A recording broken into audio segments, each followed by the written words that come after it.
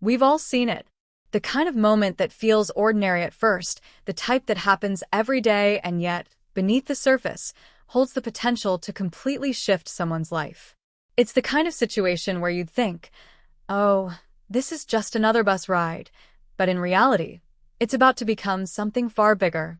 Picture this: a teenager, confident, maybe a little cocky, a smirk dancing across his face as he watches an elderly woman board the bus. It's a look of disdain, something you've probably witnessed in your own life, a subtle judgment, the kind that makes you wonder how some people think their world is the only one that matters. But this story isn't about the teenager's arrogance. It's about what happens next, the ripple effect of a single encounter, and how it would shake him to his core, forever changing the way he sees the world. I know you're here because you're curious, right? You want to know what happens when this teenager smirks at the old lady, but trust me, what you're about to hear isn't just a simple tale of an innocent mistake. No, this is a story about perspective, empathy, and how life has a way of teaching us lessons we didn't ask for but desperately needed. And let me tell you, this bus ride, it's not going to be anything like what you expect. You're going to want to stick around to find out how a single moment, a fleeting glance, can have an impact so deep, so transformative, that it could change someone's entire outlook on life. Now, let's set the scene a little more. Imagine you're on a crowded city bus, the air thick with the hum of conversation, the murmur of busy commuters, and the occasional squeal of the brakes. It's that time of day when everyone's trying to get home, or to work, or to whatever errand or obligation awaits them. You've probably been on a bus like this, right? Maybe it's just you and a few others, or perhaps it's standing room only, with passengers pressing close, making small talk or quietly zoning out. And in the middle of it all, this teenager, he's got that typical teen swagger. Headphones in, hoodie pulled up, staring out the window, looking like he's got all the time in the world and doesn't really care about the people around him. That's when she gets on the bus, the elderly woman, frail, her steps slower, her hands gripping the railing as she carefully makes her way toward an empty seat. You've probably seen someone like her before, haven't you? Someone who's lived a long life, carrying the weight of years in her slow movements, her tired eyes, and her soft smile. But this isn't just any bus ride. This is the moment that will change everything. The teenager's eyes meet hers, and there's a flicker of something, disdain, maybe? A silent judgment that she doesn't belong in his world. It's subtle, almost too quick to notice, but it's there. And for her, she doesn't even flinch. She doesn't seem to notice, or maybe she does, but she's seen it all before. You can almost feel the tension in the air, right? It's the kind of thing you just know isn't going to stay quiet. But why? What happens next? Well, let me tell you, this is where it gets really interesting. As the bus ride continues, the teenager's behavior doesn't change. He's comfortable in his little bubble, headphones on, the world outside the window moving past him. But the woman, she's not just sitting there. She's watching. And then, at one of the next stops, something happens that completely flips the script. It's not a big, dramatic moment, but the small things often are the most powerful. One conversation, one question, one simple act of kindness. And suddenly, this teenager, who thought he had the world figured out, starts to realize he's in the presence of something much bigger than his narrow view of life. I know what you're thinking. How could something so simple change someone so deeply? And why does it matter? Because sometimes, life has a way of teaching us lessons when we least expect them. And this teenager? He's about to get a lesson he'll never forget. You won't believe what this old lady has to say. Trust me, by the time you get to the end of this video, you'll be reflecting on your own life, your own perceptions, and how you treat the people around you, especially those who seem so different from you.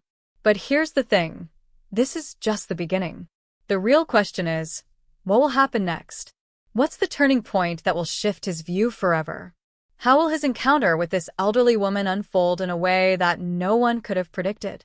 And why is this story so important for all of us to hear? I know you're hooked now. You can feel it in your gut. That sense of anticipation, right? You want to know how this teenager's perspective will change, and you want to see it unfold. You want to know what's going to happen when the next stop comes, because I promise you, it's a moment you'll never forget. But don't take my word for it, stick around.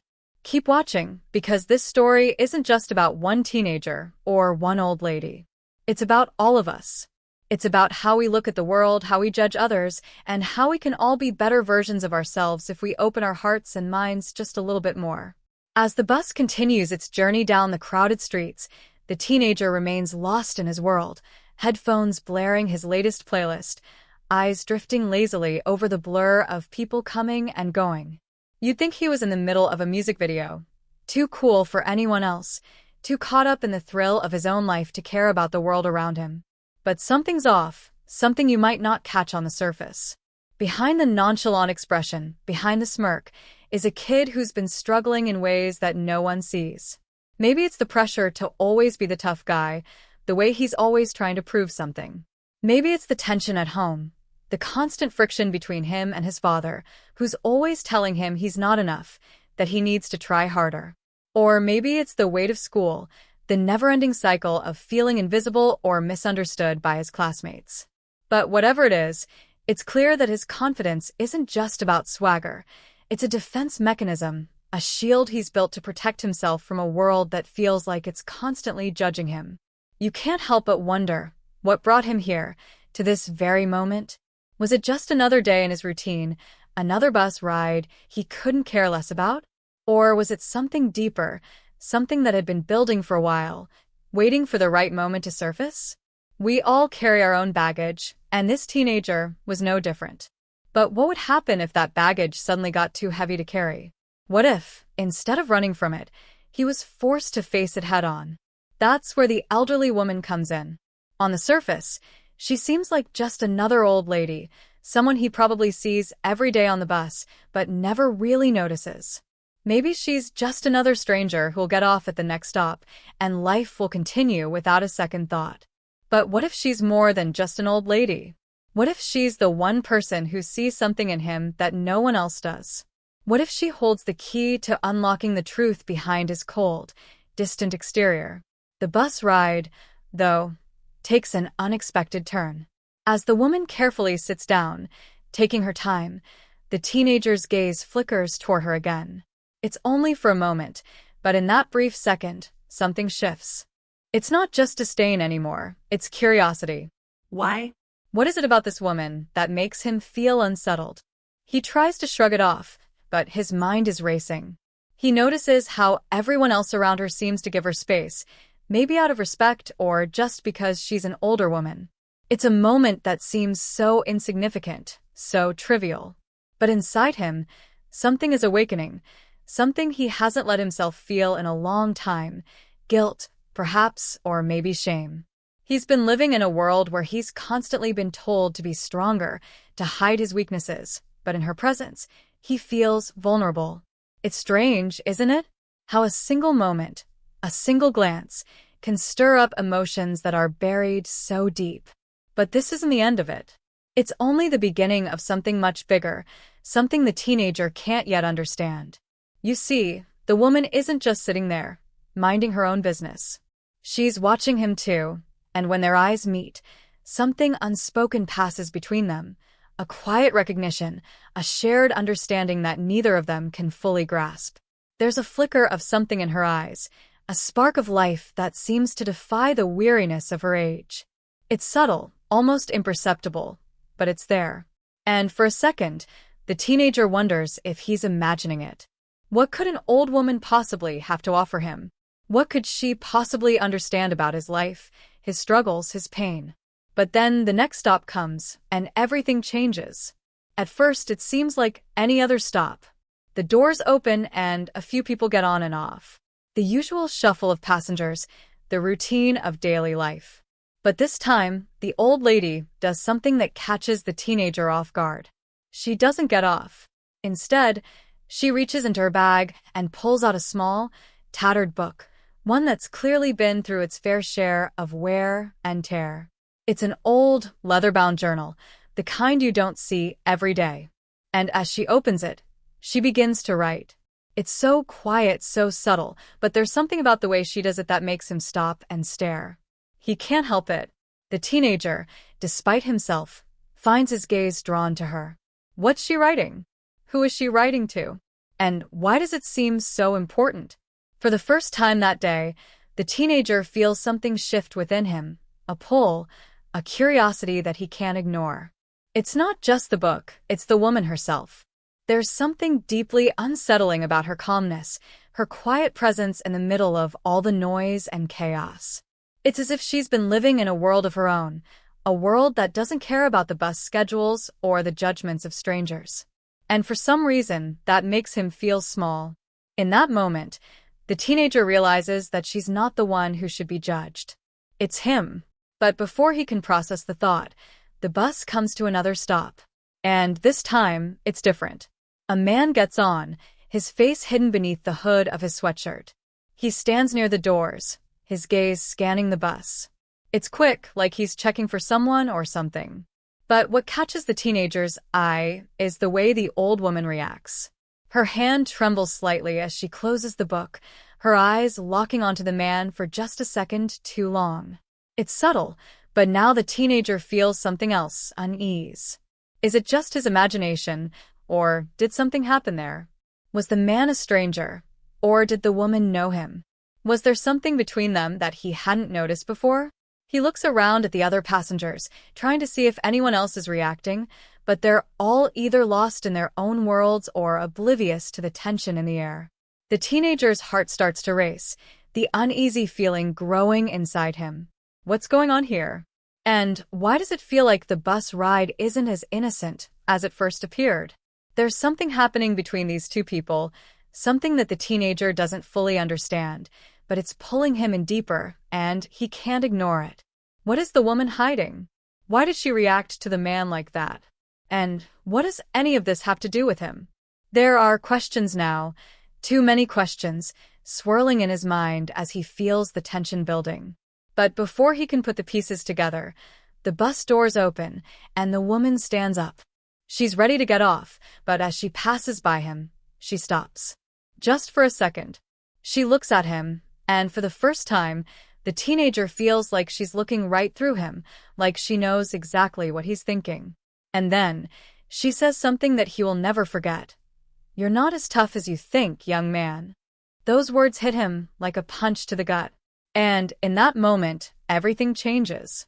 After the woman's words echo in his mind, the teenager is left speechless, his heart pounding. He watches as she steps off the bus, disappearing into the crowd without a backward glance. For a moment, he's paralyzed, unsure of what just happened or how to process it. Those words, "You're not as tough as you think, young man," linger in the air, heavy with meaning. There's something in her tone, a finality, that leaves him feeling unsettled. She wasn't just some random old lady. She knew something about him. But what? Why did she say that? And how did she know what he was hiding? As the bus pulls away from the stop, the teenager is left with more questions than answers, his mind racing. The rest of the ride is a blur as he struggles to make sense of everything. He can't shake the feeling that something's wrong, that the woman wasn't just some stranger spouting off random advice. There was purpose behind her words, and something about the way she spoke to him makes him feel like he's been caught in the middle of something much bigger than he realized. Something is pulling at him now, an invisible thread tying him to this moment, and he can't let it go. But what is it?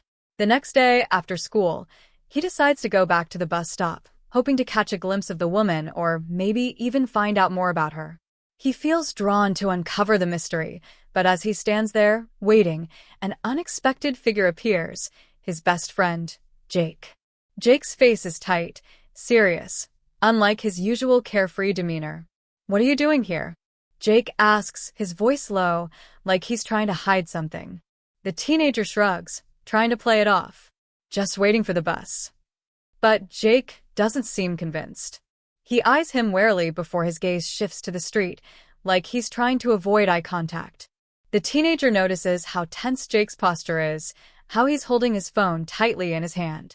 It's almost as if he's hiding something.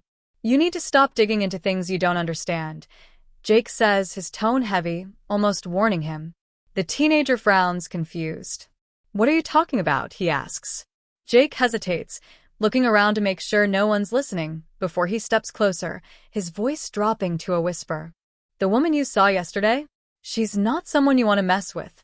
Trust me on that." The words hit him hard, and for a moment, the teenager is struck silent. What does Jake know? Why is he acting so strange all of a sudden? Jake's warning feels almost too serious, like he's trying to protect him from something, but why? And why is he so sure about the woman being dangerous? The teenager opens his mouth to ask more questions, but before he can get a word out, Jake's phone buzzes in his pocket. He looks down quickly, a flash of panic crossing his face. "I gotta go," Jake says abruptly, turning to walk away, his steps quick and unsteady. The teenager stands there, watching him disappear into the distance, his mind racing with even more questions. What did Jake mean? Why was he so adamant that he shouldn't get involved? And what's the connection between Jake and this mysterious woman? For the first time, the teenager feels a shift in his world, as if the people around him are hiding things he can't yet understand. He decides to follow Jake, just for a bit, to see where he goes. Maybe he can find some answers. But as he rounds the corner, he stops dead in his tracks. Jake is gone. There's no sign of him anywhere, no trace of where he might have gone. The teenager feels a growing sense of unease, like something is slipping through his fingers. It's as if the world around him is becoming a maze, and no matter how hard he tries to find a way out, the walls keep closing in. But it doesn't stop there. As he walks back to his house that evening, his phone buzzes in his pocket, breaking the silence. He pulls it out, his fingers trembling slightly as he sees an unexpected message. It's from an unknown number, the message short but chilling. "Stop looking into her. It's not worth it." His stomach drops. How did someone know what he was doing? How did they know he was looking into the woman, let alone the fact that he was starting to question everything around him? There's no way this could just be a coincidence. The message feels like a direct threat, a warning to back off before he goes any further. But why? Who's behind it? And why are they so desperate to keep him from uncovering the truth? The teenager stands still, his mind reeling. Is this really about the woman on the bus? Or is there something deeper, something much darker at play here? He can feel the weight of it pressing down on him, the tension building as he tries to make sense of the clues. But each step forward feels like one step closer to a trap he can't see. And just when he thinks he might have a lead, it slips away from him, like sand through his fingers. The next morning, as he heads to school, things take another strange turn. His phone buzzes again, but this time, the message is different. There's an image attached. It's a photo of him, taken the day before, standing at the bus stop, looking lost in thought. His heart skips a beat. Someone has been watching him. Someone knows exactly what he's been up to, and they're not happy about it. In that moment, the teenager realizes just how deep this goes. The woman on the bus, the strange warning from Jake, the anonymous messages, it's all connected. But who's pulling the strings? And why does it feel like every answer only leads to more questions? What is the woman hiding, and how is he supposed to find the truth when everyone around him seems determined to keep him in the dark? He can feel the walls closing in, and it's clear now, this is no longer just about a random encounter on a bus. It's about something much bigger, something buried deep in the past, and he's just beginning to scratch the surface. But the closer he gets to the truth, the more dangerous it becomes. And as he looks over his shoulder one last time, he realizes something chilling. He's not the only one searching for answers. As the teenager stares at the eerie photo on his phone, his mind races with 1,000 thoughts, but something in the back of his mind nags at him. The more he tries to wrap his head around the mysterious woman, Jake's strange behavior and the cryptic messages, the more tangled the situation becomes. It's clear that he's not the only one caught up in this web. The walls aren't just closing in on him, they're closing in on everyone around him, and he's starting to feel the weight of it. But just when he thinks he might have a moment to breathe, something unexpected happens, something that changes the entire course of his investigation. That afternoon, his sister, Emily, comes home from school looking more upset than usual. She's usually the more grounded one, the one who keeps things together when everything else feels like it's spiraling out of control. But today, There's a palpable tension in her every movement. Her eyes are red, as if she's been crying, and she's clutching her phone like it's a lifeline, her fingers gripping it too tightly. The teenager, still shaken by his own discoveries, doesn't ask right away. He doesn't want to drag her into this madness.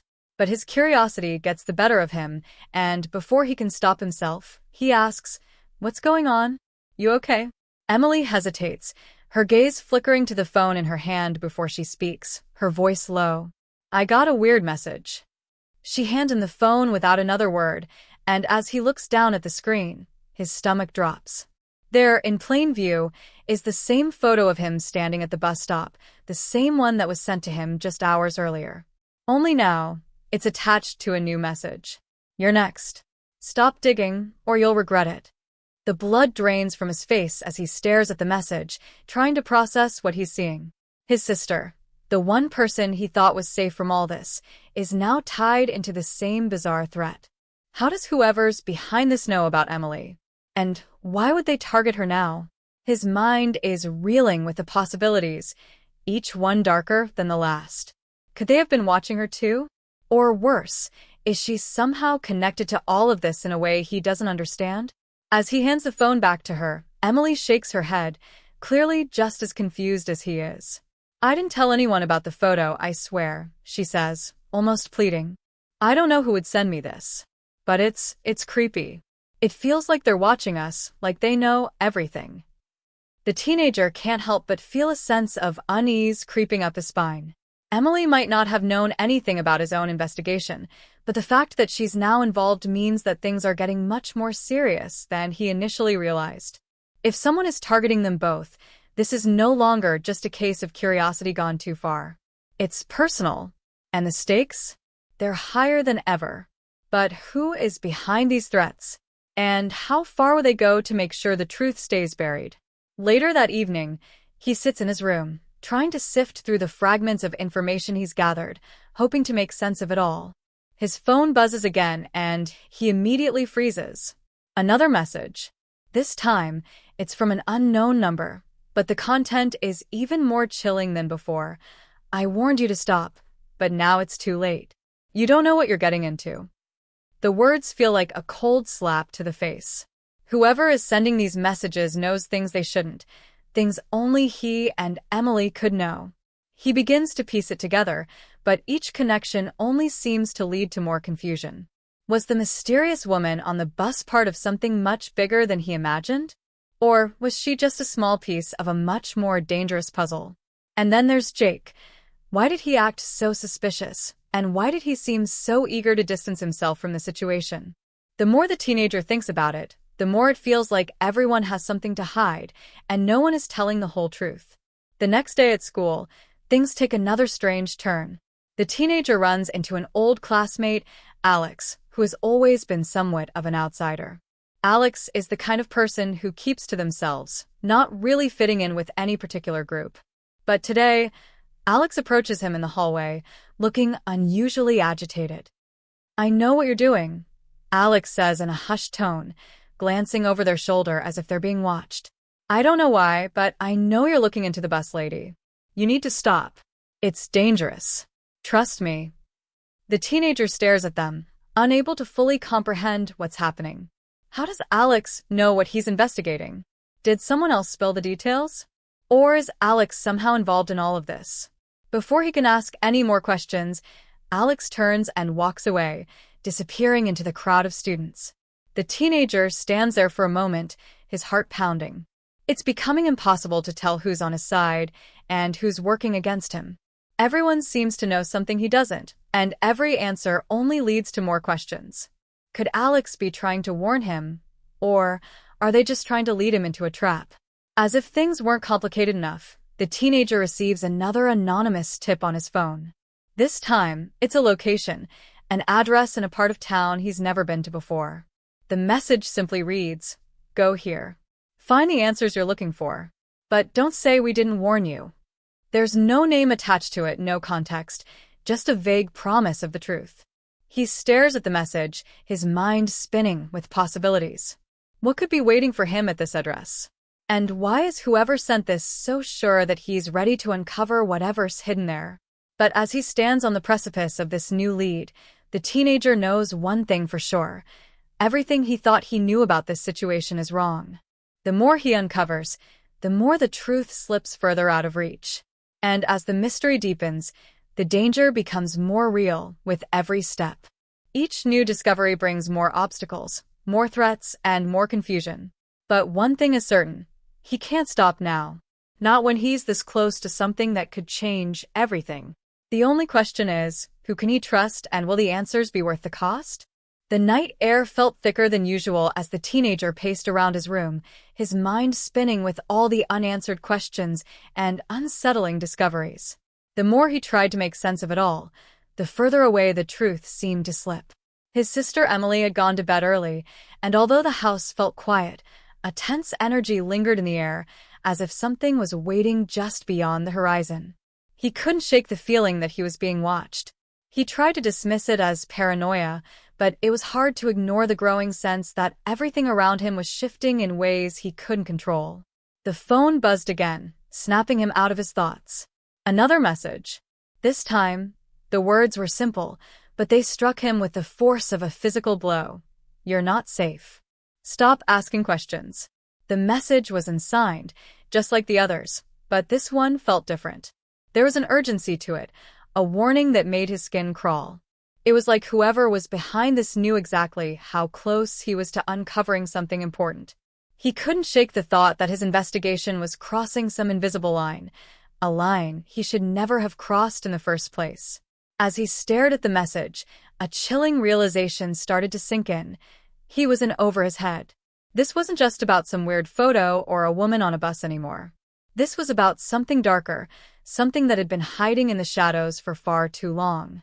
He felt a knot tighten in his stomach, and his hands started to shake. What had he gotten himself into?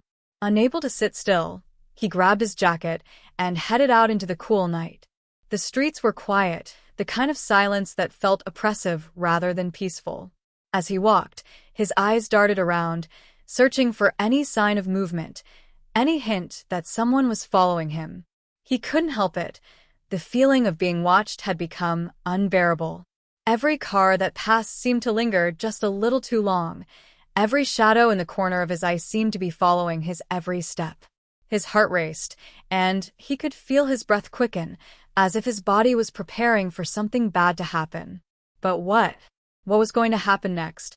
Then, as he rounded the corner near his house, something strange caught his eye. A figure stood at the end of the street, just barely visible in the dim light. The figure didn't move, just stood there, watching him.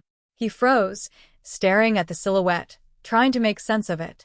It was too far away to see clearly, but something about the way the figure stood, motionless, unblinking, felt wrong.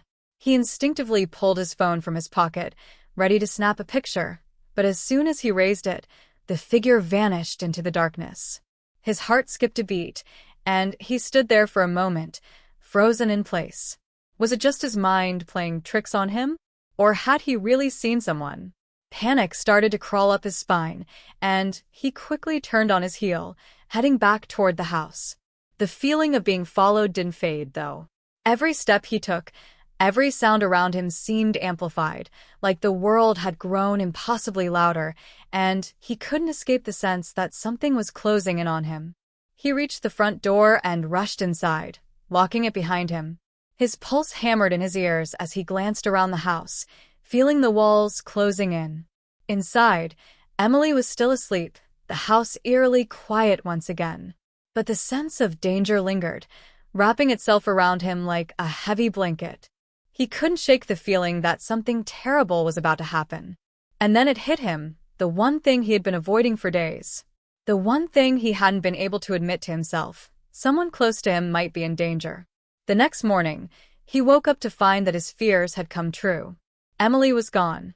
Her bed was empty, the covers tossed aside, as if she had left in a hurry. Panic surged through him as he rushed through the house, calling her name. There was no answer. Her phone was gone, too. It was as if she had vanished into thin air. He tried to tell himself she had just gone somewhere, maybe to a friend's house, but deep down he knew better. This wasn't like Emily. She wouldn't just leave without telling anyone. The knot in his stomach tightened, and a wave of dread swept over him. The messages, the threats, it was all connected, and now Emily was caught in the middle of it.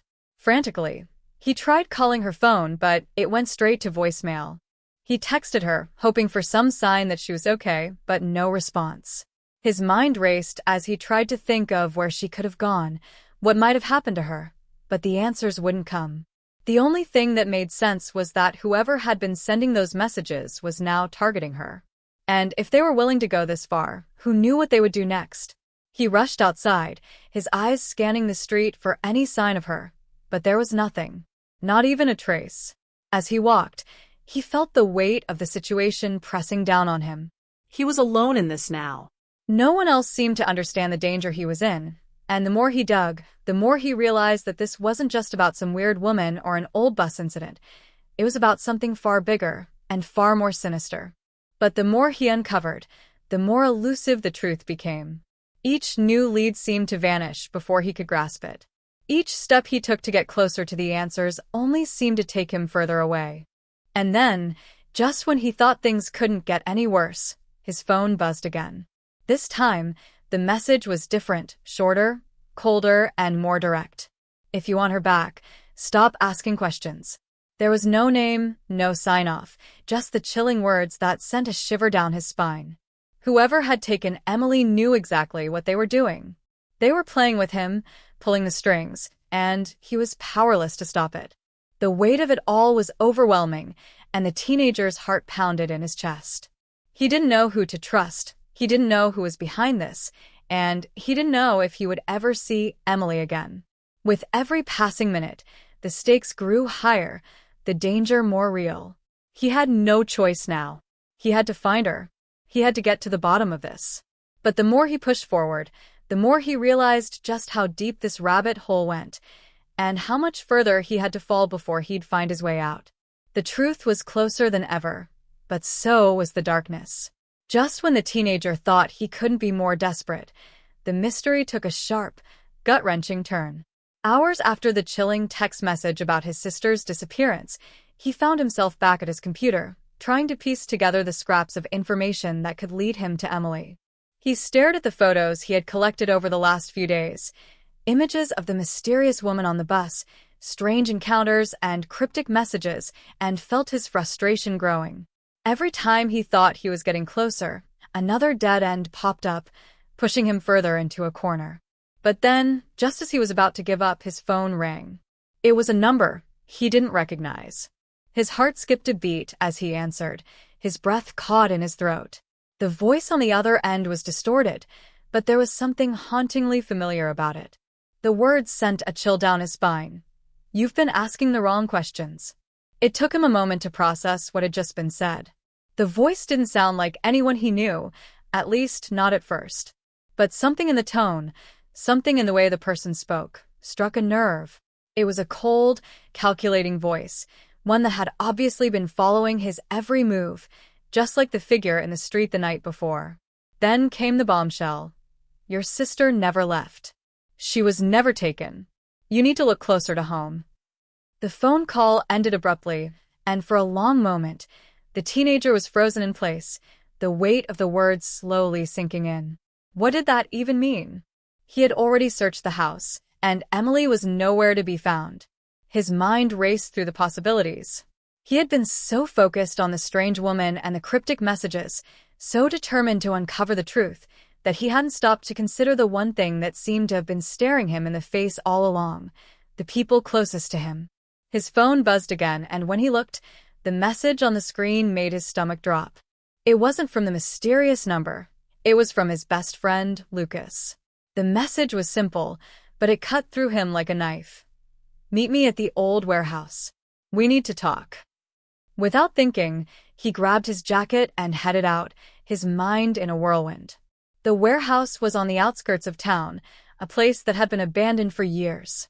It was a part of town he'd only driven by a few times and never thought to explore. But something about Lucas's message, the urgency in it, felt wrong. As he neared the warehouse, a growing sense of dread gnawed at him, but he pushed it aside, convinced that he needed to get some answers. The doors of the warehouse were cracked open, and he stepped inside, the sound of his footsteps echoing in the hollow, empty space. The air smelled musty, old, as if the building hadn't been touched in years. Then, he heard the faintest sound, a voice, a whisper, followed by a cough. His eyes scanned the shadows, but he couldn't see anyone. The hairs on the back of his neck stood up as he took another step forward, his pulse quickening. Suddenly, a figure stepped out from the shadows. It was Lucas, his best friend, the one person he thought he could trust. But as soon as their eyes met, the teenager's stomach twisted into knots. There was something off about Lucas.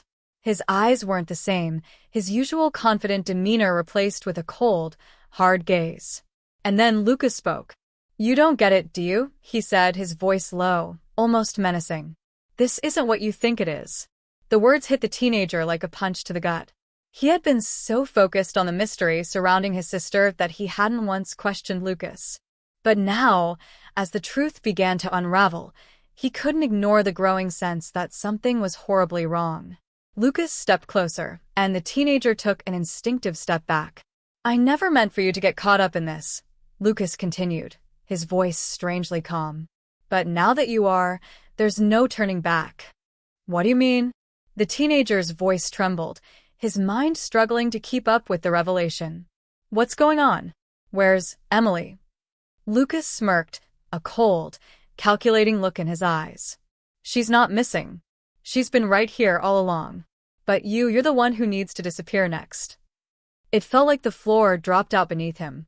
He couldn't believe what he was hearing. Lucas? His best friend, the person he had confided in, the one who had always been by his side? This whole time, he had been lying, hiding something, and it was all coming to light now, in the worst way possible. The teenager's heart pounded in his chest as he tried to make sense of it all. He'd been following the wrong lead. He had been chasing ghosts when the real threat was standing right in front of him. "Why?" The word came out of his mouth in a hoarse whisper, a desperate plea for an answer that he wasn't sure he was ready to hear. Lucas took a step closer, his eyes gleaming with something darker now. "Because you never knew who I really was. None of you did." And then, before the teenager could react, Lucas pulled something from his jacket, an object that caught the dim light and sent a shockwave of realization through the teenager's body. It was a photo. A photo of Emily. A photo of Emily in a place she had never been. A place he recognized. It was the warehouse. The photo was old, tattered around the edges, but there was no mistaking the location. Emily had been here. And if she had been here, then everything Lucas had said, everything he had hidden, was true. But what did it mean? What had they been involved in? Why had Lucas been keeping him in the dark? His heart raced as the truth began to hit him with full force, but just as quickly as it had all been revealed, the realization slammed into him. This was just the beginning. And now, with Lucas standing in front of him, the stakes were higher than ever. Questions flooded his mind, but one thing was clear. He was no longer the one in control of this mystery. The real puzzle had only just begun, and if he didn't act fast, he would lose everything. The silence between them felt deafening, stretching into a thick wall of betrayal that the teenager couldn't break through no matter how hard he tried to breathe. Lucas stood just feet away, holding a photo that shattered every ounce of trust he'd ever had. And yet, something in Lucas's eyes, beneath the hardness, beneath the smirk, looked almost like regret. That confusion, that single flicker of doubt, was all it took to make the teenager hesitate. He had questions, millions of them, and none of the answers were making sense. Why had his sister been in that warehouse? Why had Lucas lied for so long? And more importantly, what could still be hiding behind that twisted grin? Lucas didn't give him much time to think. "There's a way out of this," he said, his voice quieter now, almost like he was trying to sound like the friend he used to be. "But it's not free. You want the truth? Fine. But it comes with a price." The teenager clenched his fists, rage mixing with panic. "What price?" Lucas looked down, pulling something else from his pocket, an envelope. It was thick, sealed, and marked with his sister's name. "You take this and you walk away." Don't ask any more questions. Don't dig further. You get to know she's safe, that she's alive, and you leave it alone. Forever. Then he paused, his next words coming out like a knife. Or you keep chasing answers, and you risk her life and yours. The weight of those words dropped like a ton of bricks. Everything inside him screamed that this was wrong. That this wasn't the way to protect someone. But he also knew Lucas wasn't bluffing. The fear in his stomach told him that whatever game he had just stepped into was darker and deeper than anything he had prepared for. He wanted to scream, to demand the full truth, to drag it out of Lucas if he had to. But a new fear began creeping in. What if Lucas wasn't working alone? What if there were more people involved, people who would hurt Emily just to silence him? He grabbed the envelope, hands trembling, but didn't open it. Instead, he stared at Lucas, his voice shaking. Why are you doing this? You were supposed to be my best friend.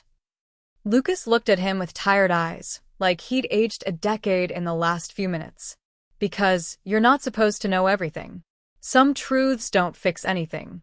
They just destroy people. That answer only made things worse. The teenager turned and stumbled out of the warehouse, feeling like the world had flipped upside down. He didn't know if he had made the right decision. He didn't even know what decision he had made. He hadn't opened the envelope yet, hadn't dared to. Every part of him felt split in two, one side desperate for closure, the other terrified of what he might find. On the long walk home, his mind replayed every moment over the past few days. The smirking woman on the bus, the mysterious text messages, the feeling that someone was always just out of sight. He couldn't shake the sense that this was bigger than just Emily, or even Lucas. Something was being covered up, something someone wanted buried deep. And just when he thought it couldn't get more complicated, he walked into his house and found his mother sitting at the kitchen table with her head in her hands. Her eyes were red, her face pale. But it wasn't grief, it was guilt. As soon as she looked up and saw the envelope in his hand, her expression changed. She didn't ask where he'd been. She didn't ask why he looked like he'd seen a ghost. All she said was, "You weren't supposed to find that." The room spun. The world collapsed again. His heart pounded louder than ever, and every breath became harder to take. "You knew," he whispered, unable to believe the words were even forming. "You knew about Emily, about Lucas, about all of it." Tears filled her eyes, but she didn't deny it. Instead, she slowly stood up and reached toward him, her voice trembling. "It wasn't supposed to be like this. I thought if I kept it from you, I could protect you. But now it's too late." The air between them was thick with betrayal, thicker than anything he'd felt before. His own mother had been keeping secrets, possibly from the very beginning. It wasn't just Lucas. It wasn't just some random mystery. It was his whole world unraveling at the seams. He clutched the envelope tighter, every muscle in his body screaming for him to rip it open. But he didn't. Not yet. Not until he knew what was real and what was another lie wrapped in promises. Suddenly, his phone buzzed. A new text. He looked down, expecting another cryptic warning, but this one froze his blood in place. "You should have walked away. Now it's her turn." Attached was a photo, grainy, but unmistakable. Emily, tied to a chair, Crying. He dropped the phone. The message echoed in his mind like a gunshot. He had made the wrong choice. Or maybe there had never been a right one. And now, someone was about to pay for it. The kitchen felt like a crime scene, the silence pulsing louder than any scream ever could. The teenager stood frozen, holding the phone like it was on fire, the image of his sister, Emily, bound, terrified, seared into his brain. He couldn't breathe, couldn't think, couldn't even feel the floor under his feet. His mother's voice broke through the haze, shaky and hollow. "I didn't know it would go this far. I swear to you, I didn't." But the way she couldn't meet his eyes said otherwise. Something in her words didn't line up. There was fear, yes, but also something deeper, like shame carved into her bones. He snapped. "Who are you protecting?"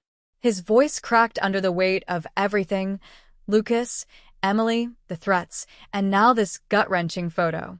"Tell me." Right now. Her silence lasted too long.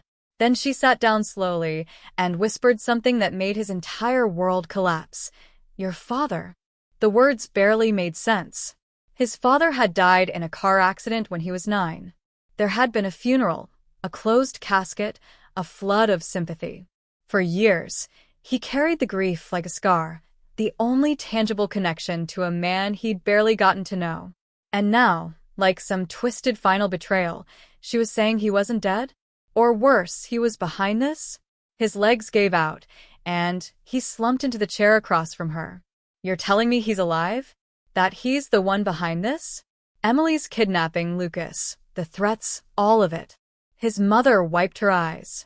"He didn't die. He disappeared. But not because he wanted to protect us. He left because he became part of something. Something dangerous. I tried to keep you both out of it. I really did." The walls seemed to close in. "What kind of something?" She hesitated, then leaned in like every word might be overheard. "It's a network. Government contractors, ex-military, intelligence ghosts, they traffic information, identities, and when necessary, people. It's called Helix. Your father was part of it, and when he found out they were going to use Emily for leverage, he disappeared. I thought he was running from them, but now I think he chose their side." The room spun again. This wasn't just about a teenage prank or a friend's betrayal. This was a system, something calculated, something massive. And if Helix really had a sister, then she wasn't just a hostage. She was a tool in a game he hadn't even known he was playing. Lucas's threats, the envelope, the silence from people he trusted, it all started to make sense in the most horrifying way. Every breadcrumb had been laid to guide him down this path, to see how far he would go, who he would turn to, and what secrets he would uncover. And now he was in it too deep to back out. His phone buzzed again. This time, a location pin dropped without any message. It pulsed on the screen like a heartbeat. He stared at it, then looked at his mother. "Do you know where this is?" She paled. "It's one of their sites. An old military substation outside the city. We used to call it the hub." Without another word, he stood, rage and desperation burning through his fear. But just as he reached for the door, someone knocked. Not just a polite tap, a heavy, deliberate knock. 3 times. Then silence. He froze. His mother backed away, shaking her head. "Don't open it." But he did. Standing in the doorway was a man he hadn't seen in 10 years. Gray at the temples now, taller than he remembered, and wearing a coat that didn't belong to a suburban life. His heart stopped. "Dad." The man nodded slowly. "We need to talk. Now." Before the teenager could speak, another figure stepped out from the shadows behind his father, Lucas. Gun in hand. No smirk this time. Just cold, brutal clarity. "You're not going anywhere," Lucas said. His father held up a hand. "He deserves to know the truth. All of it." The tension cracked like lightning. The teenager backed away, fists clenched, mind racing. This was it. No more games. The people he trusted had burned him. The people who were supposed to protect him had betrayed him. And now, everything came down to a choice. Trust the man who abandoned him, or fight back against an entire system rigged to keep him silent. And then, from behind the staircase, someone whispered, "Don't believe anything they say." He turned. His best friend's older sister, Megan, emerged, bruised, exhausted, but alive. "They used me too. And I know where Emily is." The room exploded with confusion, shouting, and guns drawn. The teenager stood in the center, his chest rising and falling, adrenaline tearing through his veins, heart pounding so hard it drowned out the noise. Now he had to decide, go with his father and Lucas, trust a friend turned traitor and a father turned ghost, or run with Megan, into the unknown, with nothing but hope and fear keeping him alive. And in that moment, he realized, this wasn't just about finding Emily anymore. This was about surviving. The abandoned substation loomed in the distance like a relic of forgotten wars, cold, silent, and surrounded by overgrown brush that whispered with the wind. Inside, the air felt electrically charged, as if the walls themselves were bracing for what was coming. The teenager moved carefully, crouched low behind rusted equipment. Megan just behind him, her breath shallow and rapid. They had broken in through a cracked utility tunnel, the same one his mother had whispered about before they left. According to her, this facility had once processed encrypted data during the Cold War, but now it served a darker purpose. Somewhere inside, his sister was being held, and somewhere inside, his father was waiting. Every hallway was lined with memories he didn't recognize, faces on dusty monitors, fragments of voices in static bursts.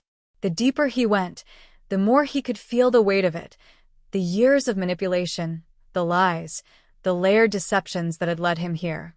Megan grabbed his arm suddenly, pulling him to a stop. Just ahead, a flicker of movement. Lucas, armed, alert, and standing in front of a reinforced metal door at the end of the corridor. Beyond that door, Emily.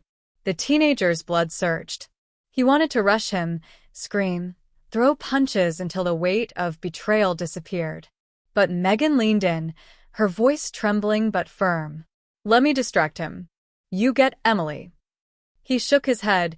This wasn't supposed to be her burden.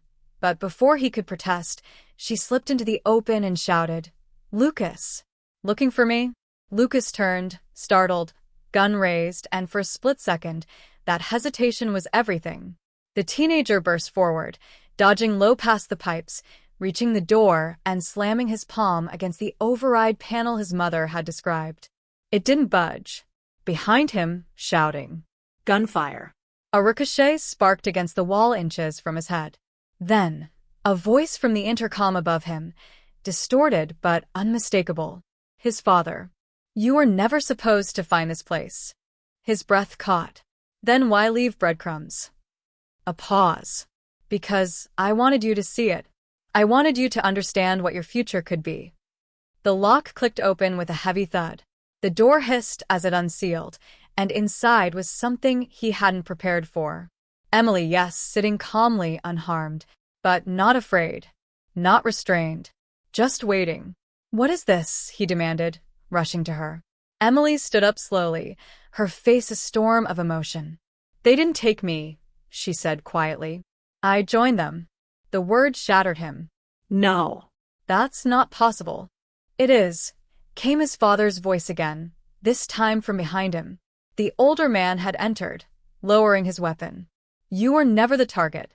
Emily was the one they wanted. You were the test." The truth hit like a punch to the ribs. All the threats, the riddles, the clues, it hadn't been about rescuing her. It had been about how far he would go, what lines he would cross, what darkness he could survive.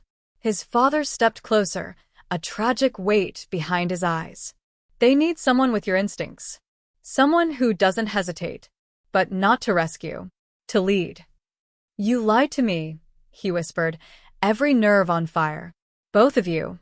Emily's eyes filled with tears. "We didn't have a choice. You don't understand how deep it goes. This isn't about us. It's about who controls the future. Helix is replacing the old system, governments, laws, truth. They're creating something new." His fists clenched. At what cost?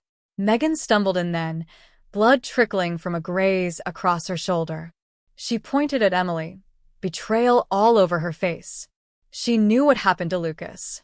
She watched them torture him. "That's not someone we save. That's someone we stop." Chaos erupted. Emily lunged for the weapon on the table. The teenager blocked her, the two of them crashing into the monitors. Sparks flew. His father moved to intervene, but Megan held him back at gunpoint, shaking with rage. "No more lies." The teenager pinned Emily, tears in his eyes. "You don't have to do this." But her eyes were cold now. "I already did." And then, just as the alarms began to blare, another screen lit up. Surveillance footage. Older than the rest. Grainy, time-stamped 10 years ago. A young version of his father speaking with a shadowed figure, his mother. She hadn't been a victim of this. She'd helped build it. Everything he thought he knew, wrong again. Outside, helicopters thundered closer. The building was being swarmed.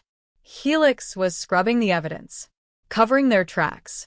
The teenager had seconds to decide, run and live with the knowledge or stay and expose it all, even if it meant going down with it. He grabbed the flash drive from the console, the one Emily had tried to destroy. "I'm ending this," he said, backing toward the exit, Megan at his side. And just as the door sealed behind them, the last screen flickered one final time, showing a live feed from their own house. Someone else had been watching them from the start. Not Helix. Not the government. Someone even higher up. Someone yet to reveal themselves. The real game had only just begun. Weeks passed, but time had stopped meaning what it used to. The teenager, no longer a boy, but something more weathered, more broken, yet stronger, sat alone on the edge of the coastal bluff that overlooked the Pacific, wind pulling at his hoodie, a thumb drive hanging from a chain around his neck. The air was heavy with salt and silence, the kind that settles after the storm has passed, but the debris remains scattered for miles. Megan had gone back to Chicago, trying to rebuild whatever semblance of normal she could salvage, her arms still in a sling, her eyes carrying memories they'd never fully speak about. The footage they'd captured, everything from the Helix facility, the final confession from his father, the surveillance feed that showed their house had never been a home but a stage, had been leaked. Not to the authorities, not to the media, but to a decentralized network of whistleblowers known only as the Veil, a digital rebellion of former insiders who had been waiting for a crack in Helix's armor. It exploded online, sparking trending hashtags like #exposinghelix, #trustnoone, and #government-cover-up-truth, dominating the YouTube trending page for weeks as vloggers, influencers, and news anchors scrambled to make sense of the footage. But even with the truth out, it didn't feel like a victory. His father had disappeared in the chaos of the compound raid, slipping into the shadows like a ghost who never existed. Emily was in custody, or so they claimed, but no charges had been filed. Instead, vague statements were released to the press about national security and psychological breakdowns, and public attention began drifting toward the next trending crisis. That's when it hit him. Helix was never just one building or one operation, it was a system, a culture, a machine designed to erase its footprints while convincing the public it had never taken a step. Even the leaked footage had been spun by some into conspiracy entertainment, reaction videos with animated thumbnails and titles like The Helix Lie, What They're Not Telling You, and Is the Teen Whistleblower Actually a Government Plant? He opened the journal his mother had left behind, something he hadn't been able to bring himself to read until now. Her handwriting filled every page, meticulous and full of emotion. She'd known about Helix from the beginning, not just as an engineer, but as a believer. She thought they were building a world free from manipulation, not realizing they were just creating a new form of it. And when she saw what it had become, how children were pawns and data was weaponized, she tried to stop it. That's why she'd sent him the clues. Not to save Emily, not to confront his father, but to give him a choice. He closed the journal and let the tears come, quiet and without shame. For the first time, he wasn't crying out of confusion or grief. He was crying because he finally understood his place in all of this. The choice was never about taking Helix down completely. It was about deciding who he wanted to become in the aftermath. Megan had urged him to disappear, to change his name and start fresh. But he couldn't. That wasn't who he was anymore. Not after what he'd seen. Instead, he chose to stay in plain sight, quietly feeding more evidence to the Veil, dismantling the machine one bolt at a time. He used the algorithms against themselves, pushing content through backdoors, embedding data inside trending videos under clickbait titles like Top 10 Secrets the Government Doesn't Want You to Know. It was the only way to keep the truth alive in a world addicted to distraction. And yet, even with everything exposed, one question still haunted him. Who was behind the surveillance feed at the end? Who had been watching not just them, but Helix itself? That final clip had never been traced. It didn't match any known system. It wasn't Helix. It wasn't the Veil. It was something else. A deeper layer. A bigger game. He didn't have answers. Maybe he never would. But one thing was certain. The story wasn't over. And as the sun dipped below the horizon, casting the ocean in gold and shadow, he knew this wasn't the end of his journey. It was just the first chapter of something far more dangerous. And somewhere in another facility, another screen flickered on. Someone else had just received their first message.